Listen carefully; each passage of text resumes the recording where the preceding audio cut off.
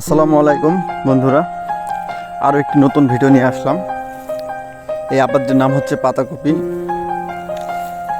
এখন বর্তমান বাজারে পাতাকপির একেবারে দাম নেই,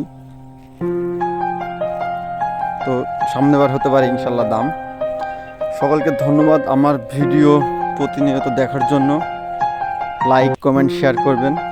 ধন্যবাদ সকলকে। আর নতুন বন্ধুরা আমার পেজটিকে ফলো করবেন। ধন্যবাদ।